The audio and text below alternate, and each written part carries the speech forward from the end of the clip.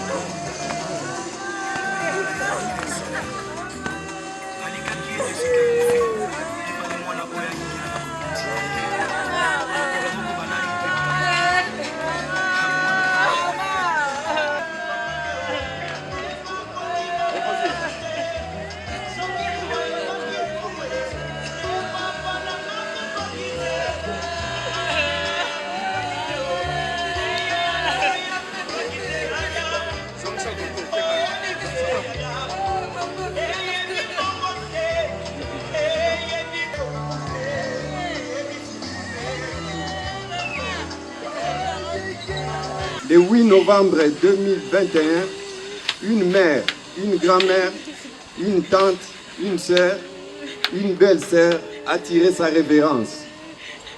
Jeanne-Émilie Kanga Edia s'en est allée. Sur ce, voici le programme établi pour la cérémonie de ce jour. 10h30, il y aura lecture de la biographie de la défunte, suivi des mots des petits-fils, témoignages, s'il y en aura éventuellement, et suivi des dépôts de gerbes et de fleurs, puis recueillement pour rendre les derniers hommages.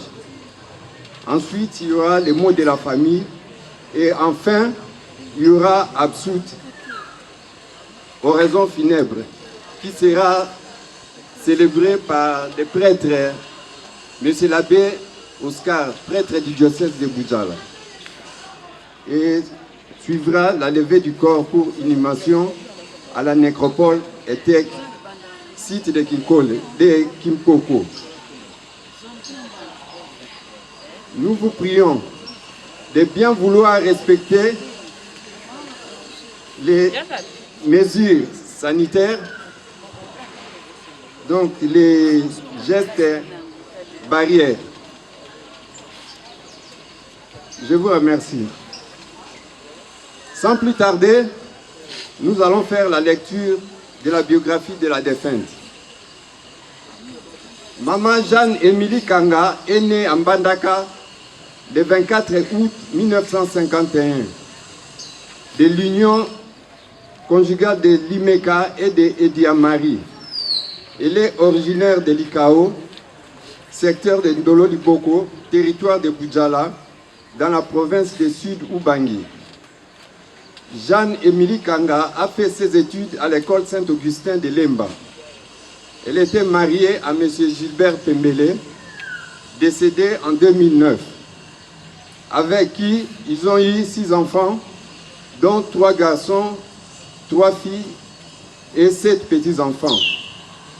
Maman Jeanne-Émilie était fervente chrétienne catholique. Elle était catéchèse communément appelée Maman Malombi. Elle a évolué au sein de la commission catéchuménat, d'où elle a enseigné le catéchisme aux enfants pendant 37 ans. Maman Jeanne-Émilie a débuté cette activité d'abord à la paroisse Saint-Adrien de Ngaba, ensuite à la paroisse Saint-Gabriel de Yolo et enfin à la paroisse Saint-Vincent de Paul à Kimbangu. Suite aux problèmes de santé, elle ne pouvait plus exercer cette activité jusqu'à sa mort. J'invite les petits-enfants pour les mots des petits-fils.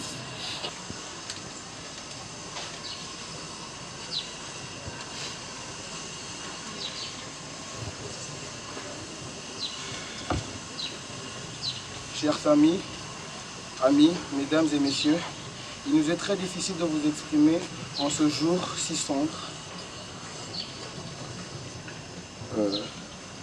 Cependant, nous tenons à vous remercier de votre présence ainsi que de votre soutien moral.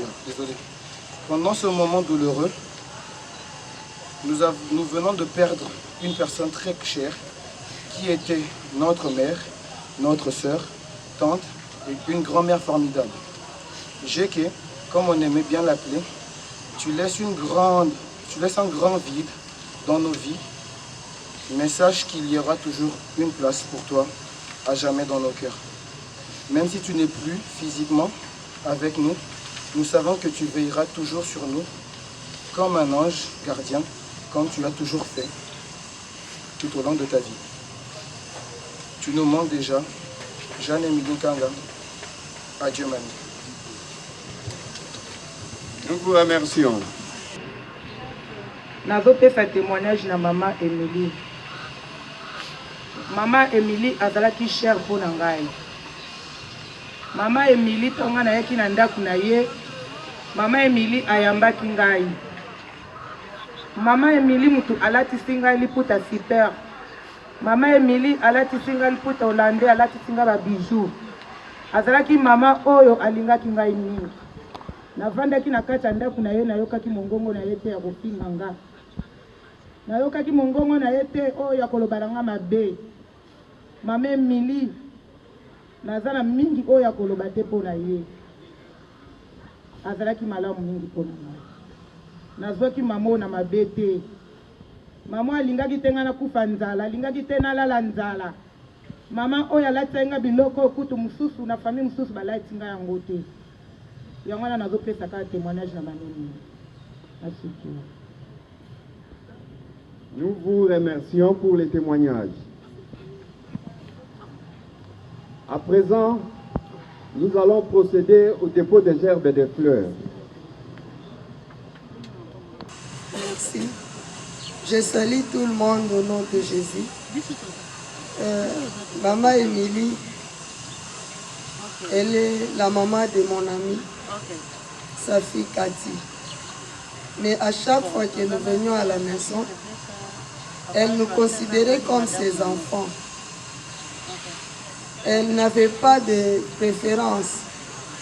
Elle nous accueillait tous comme si nous étions ses filles. À chaque fois, elle avait ce sourire-là qui nous attirait. Ce sourire-là qui nous donnait la joie. Ce sourire-là qui nous donnait la force. Et quand nous venions, même si on ne fait rien, mais rien que ce sourire-là, c'est ce qui nous donnait la joie. Et voilà, quand on m'a ordonné, je suis devenue pasteur. À partir de ce jour-là, elle a commencé à m'appeler pasteur. Et à chaque fois que je venais à la maison, je ne pouvais pas passer par la causerie sans que je puisse dire la prière pour elle. Si parfois nous sommes dans l'ambiance de l'accueil, elle me rappelait toujours, maman, bondela ponangai, obondeli tendengeni. Et à chaque fois que je venais, je priais pour elle. Le samedi, je suis arrivée, je l'ai trouvée là inerte. J'ai prié pour elle et je l'ai appelée maman. Elle a ouvert les yeux, elle a soulevé la main pour me faire au revoir. Elle n'arrivait pas à prononcer bonjour, mais elle a quand même soulevé la main pour me faire au revoir. Alors c'est là où j'ai compris que maman n'est plus avec nous. Et le lundi, elle nous a quittés. Que son âme repose en paix. Que la famille qui reste toujours unie, comme elle était toujours, maman qui était pacifique. Que la terre de nos ancêtres l'accueille avec. Nous vous remercions. Nous vous appelons encore une autre personne qui a un témoignage à faire. Bandeko Boboto, Bondeko, Esengo, Ezali Nangonga et parce que tout d'abord est ensemble. Parce que moi est ensemble, Azali Ngonga Iso, na Esengo tango mokano mwanzambe mokokisami na kati ya bomo inayo. Ezali mawapo ya biso na libota. Pour moi, ce alali, ulutu wa ngai wa mwasi, mama na ye na tata na ngai, baza tata moko kasi bakisani ba mama. Ngai na botami omboka. Soko na mona ki Kinshasa, ezali po ya mama na ye. Mwasi alali, na ye bite ndenge mitema na biso ezali. Me ezali bandeko bangai. Na bayebaki ye ezali pasi yo motema azalaki mwasi moko wandakisa alingaki mikakatano obomo iboye te alingaki koswana te azalaki na bokonde olibota surtout epai ya mobali na ye Julie Pembele ngonga iso omokolo mwa poso soka ekotala mama na ye na lemba akoya na bana na ye banso ilongo na mobali na ye akotelema ondako kaka na mibeko ya mobali na ye okati na biso libota alingaki ata ngonga moko te conflit makelele to mwa yiki na kati ya libota alingaki yango te ezali mawa ndenge totikali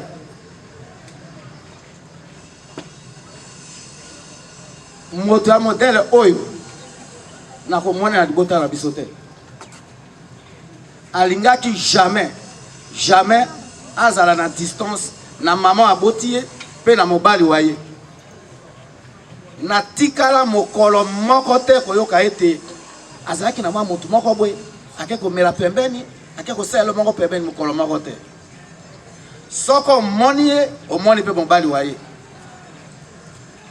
soko amoni yo semaine mobimba epai na ye te oza na kaka epai na ye me lelo tozomona ndenge alali awa nzambe ayokela biso ngolu lelo biso bayi libota nayebi te iwali aye ezala ilembo monene ya kosangisa biso parce que soko tosangani te nazomona esika mosusu tokozwa moya kosanga te parce que lolendo loleki biso komikitisa eza te me ye elongo na mobali na ye ndenge bakei banda mobali na ye atika biso atikali toujours pembeni na ndako ya mobali na ye bana na ye toujours na nzinga na ye atikala koyoka ete na kobomba te soni mpo ya miso ya bato bolenge bwa ye ti ndenge akoli mobali ayebaki kaka mobali na ye Julie na masolo to banda koloba yango polele omitika kaka boye mpo na nde olingaka te ngai nalingi na ngai kaka ye naboyi mintonto na vie na ngai bapasi eleki bokebaka. Donc elle est restée fidèle face à son mari et face à toute notre famille. Mais la mort ne regarde jamais le calendrier de la vie. Les lois ezali passe mais naza kosenga na moko pe na nzambe yemei ayoke la biso mawa lokola kei botali tikala na kimia na kati na biso. Merci mingi. Nous vous remercions pour ces témoignages. Je ne sais pas s'il y a encore une autre personne qui peut faire les témoignages. Nous passons à une autre étape. À présent, nous allons procéder au dépôt des gerbes et des fleurs. Sur ce, nous allons les procéder de la manière suivante. Les enfants de la défunte vont commencer les premiers au dépôt des gerbes et des fleurs. Les enfants de Maman Émilie, apprêtez-vous pour aller déposer les gerbes et des fleurs.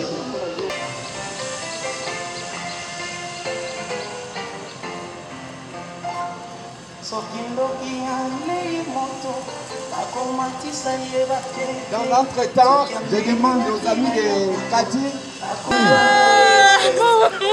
veuillez apprêter votre gerbe de fleurs.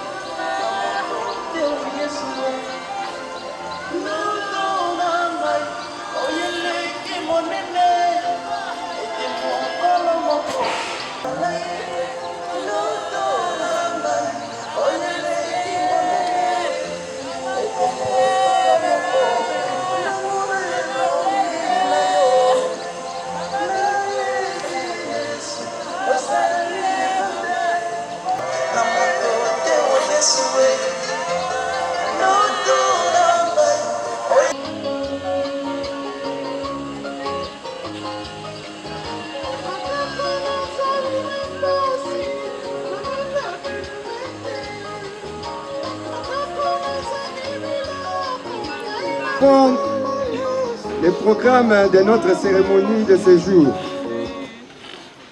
À présent, nous allons suivre les mots de la famille qui sera fait par l'oncle Jean-Benoît. Je demande à l'oncle Jean-Benoît de bien vouloir prendre la parole pour les mots de la famille.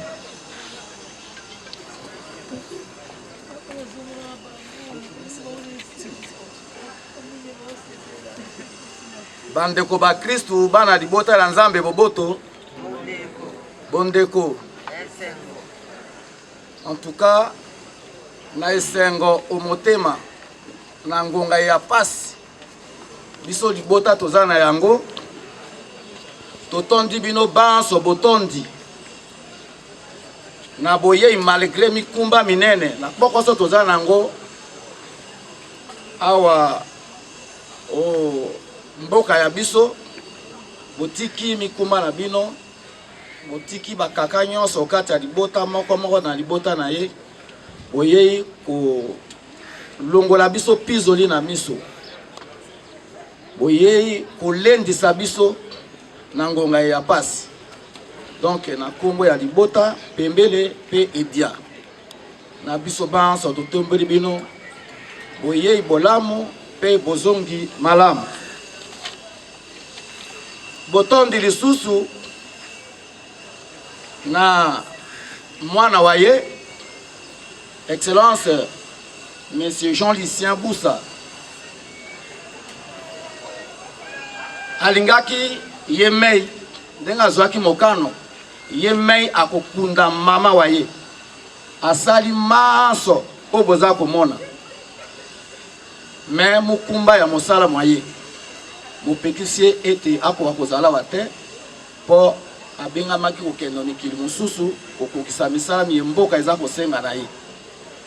Donc exceptionnellement libota lizali marga za na kata libota kopesa ye mokakoswa Nzambe afungola ye miso milimo bakoko na biso efungola ye miso bisika nso kozala pour a continuer kopesa libota lokumu ya modèle oyo. Donc totombeli esengo mingi boboto mingi kimia okati na ye bisika nso azali. Tango ba cérémonie inso ye kosila yambo te bamema nzoto ya mowe ezokenda na necropole obomba ye kuna obozongi wa biso bayeba kokoka kovanda na biso tokosangana esika moko po ya ko okabola mwa kopo moko esika moko na salle moko Yusra ezali na Yolo Sud na avenue Mbale numéro 10 na quartier Yolo Sud. Bongo na ngonga ena soto kaboli vert moto na bolingo bayo motema ako kopesa kati mbote pardon kopesa kati mwa mateya mwa lisungi ya conseil kolendisa ye na banoko banso na libota pe banso soko esili moto na moto akozonga na boboto omboka esika ya ye oite ya ye etando ya ye esika vandaka yango wana po ya busukisi na tombeli bino banso uzongi bolamu okati ya mabuta na bino. Na moya famille. Mesdames, Mesdemoiselles et Messieurs, nous poursuivons le programme de notre cérémonie.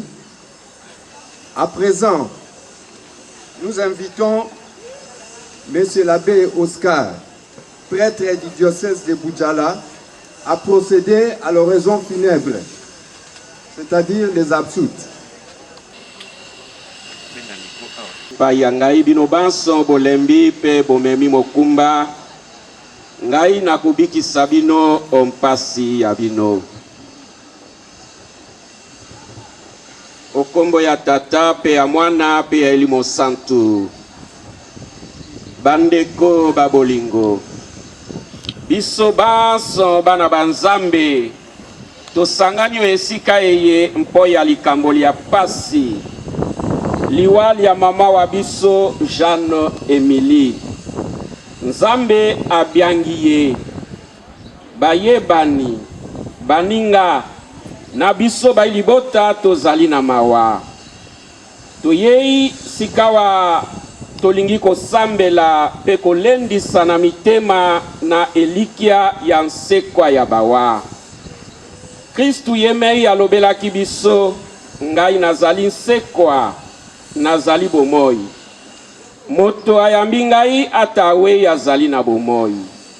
Na biso ba Kristu liwali zali lisusu liwa te kasi ebandela ya bomoi bwa nkembo. Sikawa banso elongo tosambela Nzambe ayamba mama wa biso Jeanne Emily omboka ya ye abomba biso banso obolingi bwa ye. Tata okoyokelaka batongolu yo okolongola molili mwaliwa tomono mwinda mwa bomoi tokosenge yo tala biso tozali na mpasi salisa mpe batela biso pasi yaliwa elekandelo te tozala na boboto tomono ngolu ya yo mwana wa yo mokonzi wa biso Yesu Kristu alongisi biso liwa ntango ye moko awaki na nsekwa ya ye azongiseli biso bomoi olendisa biso tolanda nzela Kristu alakisi biso osangisa biso na bandeko omboka ya yo esika tokolela lisusu te tokobondela bongo zambili ya Yesu Kristu mokonzi wa biso mwana wa yo ye Nzambe azali na nkembo ilongo na yo pene elimo santu obileko biso seko.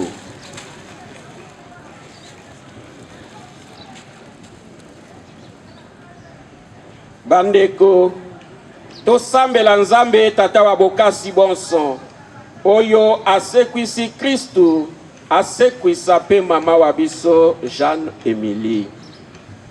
Mokonzi ndima losambo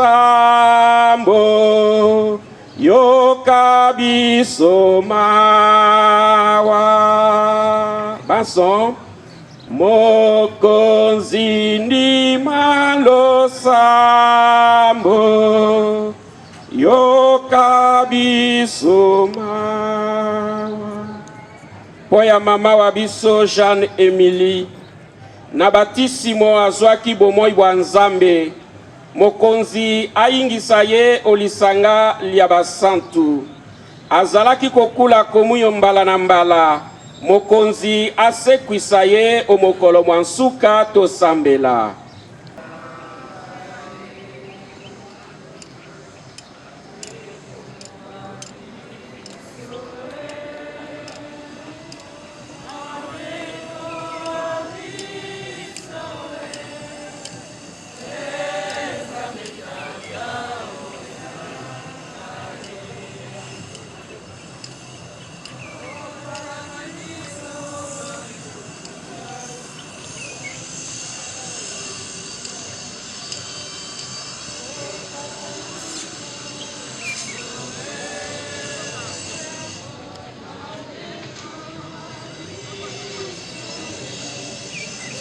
Tata, ezalaka mituna mpe tozwaka biyano te.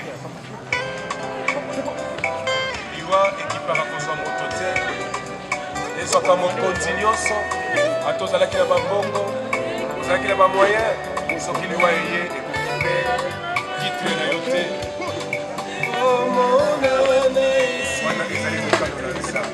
Liwa ezali liwa te, tokomona na lisusu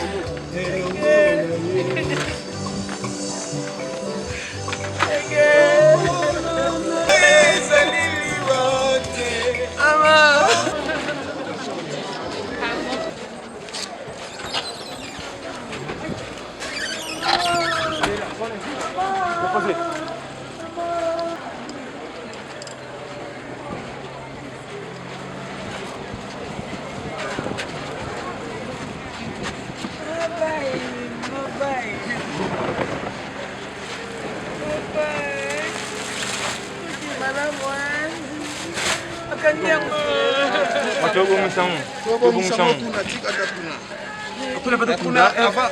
Ntango ekita na se parce que soki okoti na kati babelande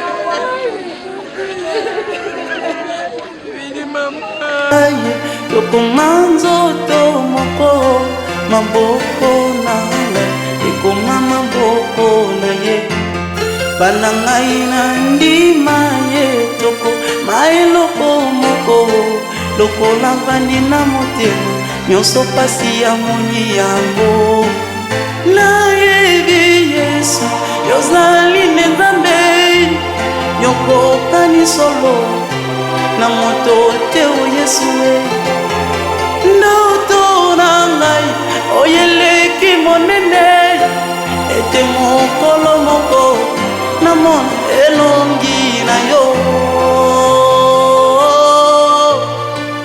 Nzambe akomaki moto po ete moto akoma Nzambe yango moyembi atatolaki. Pourquoi vous les dieux mouriez-vous comme des hommes? Si je vis, ce n'est plus moi qui vis, c'est Christ qui vit en moi. Alléluia.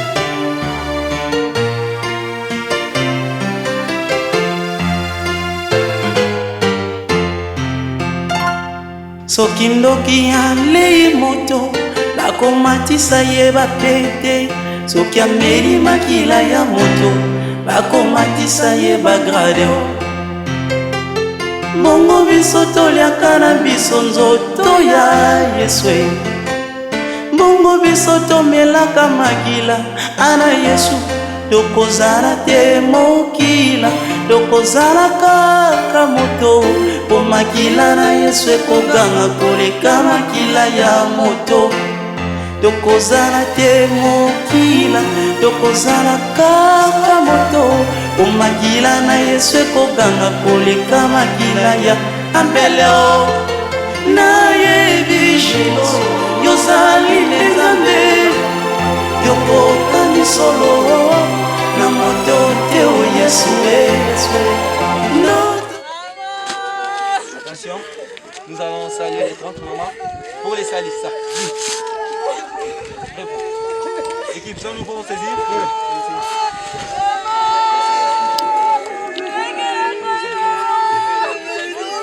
Comme nous pouvons se lever.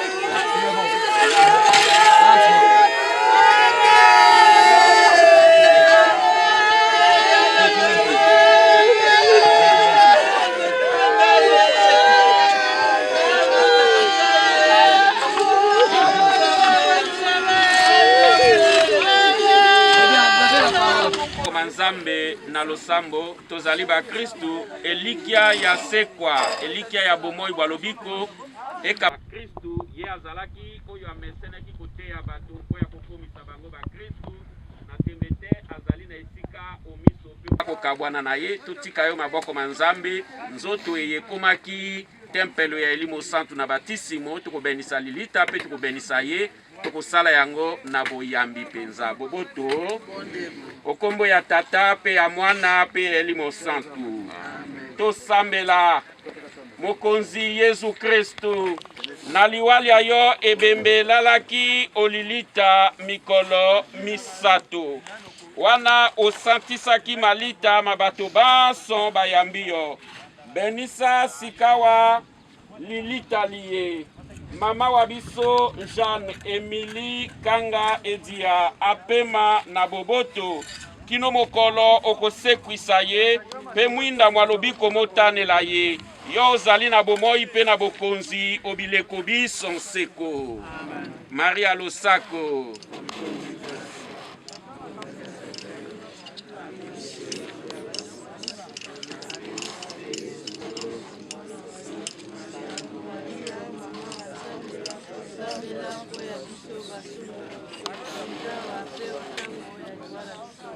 Kembo na tata pe na mwana pe na Elimo Santu.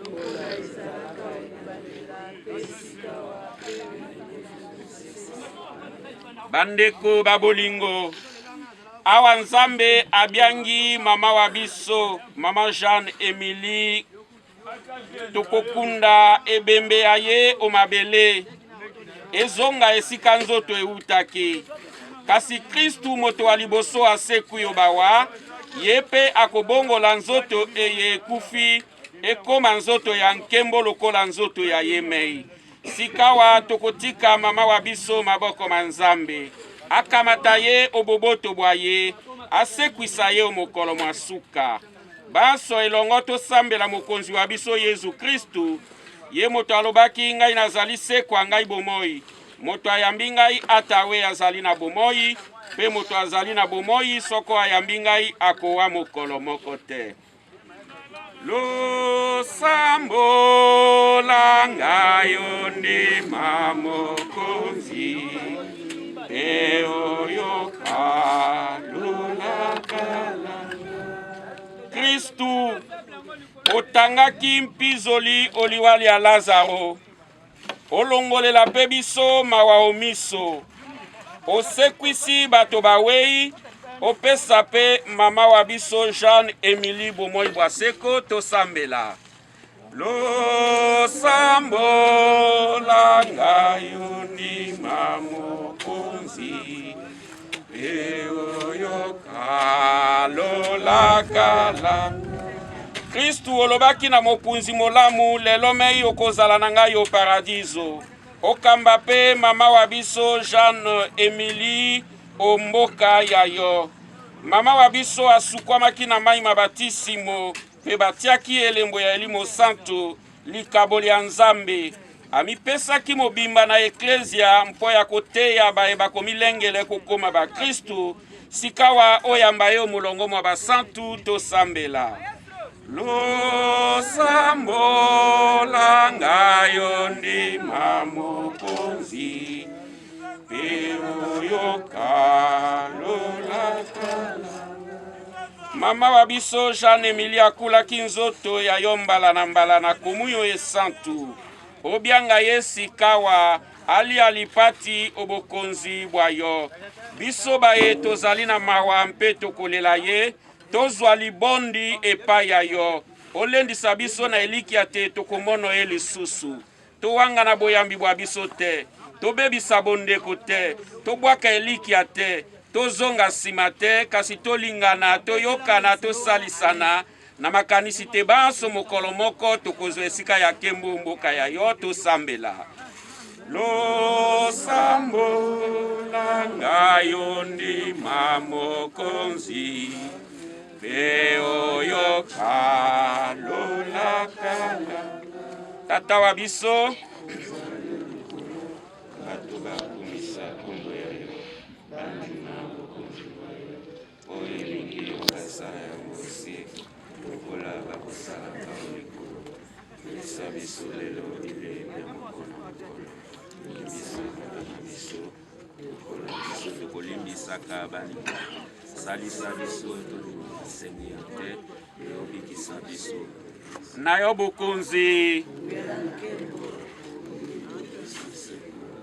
Tosambela emokonzi oyokela mosaleli wa yo mama Jeanne Emilie Mawa azalaki kotosa yo asalelaki yo bomoi mobimba sika wazwa etumbu te omokili azalaki na boyambi asanganaki na bana bayo na bolingi bwa yo bonene osangisa ye sikawa na banzelu pe na basantu bayo po ya Kristu mokonzi wa biso obileko biso nseko.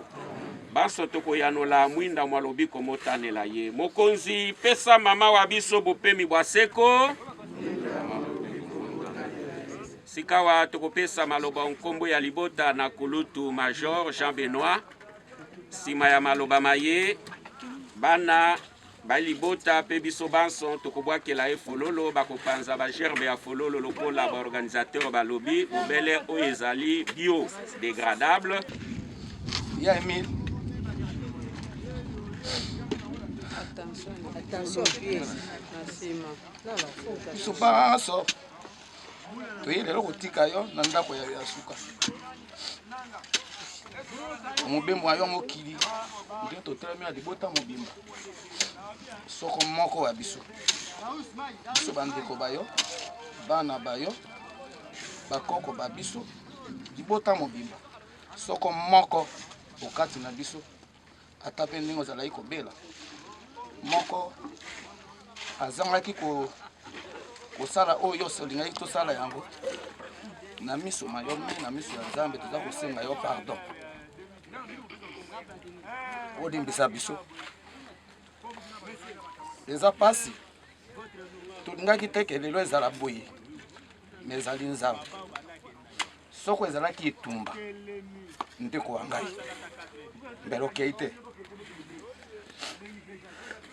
esika waza kokenda na kimia na yo na bolingo bwa yo na boboto bwa yo sangisa biso banso liboke moko kimia ya yo ezala na kati na biso na kosenga na yo lisusu na kombo ya bandeko banso ete tika penza boboto bwa yo bozala na kati na biso sangisa biso eloko ya makasi po ezali pasi mpo na biso nzela oza kokende ezala polele bakoko bayo bandeko bayo bamama na yo banoko na yo bayamba yo mpe bango bakomisa yo mo paradiso epai ya Nzambe.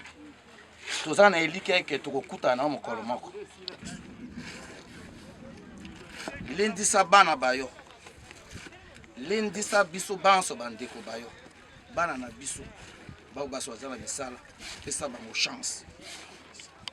Mwana yo Jean Lucien aye kotika na lolendo na lokumu fungola ye miso bisika nsa kotambola biso banso tosengi eke tozala nzoto kolongo longola monguna na kati na biso kimia na etika epa na biso.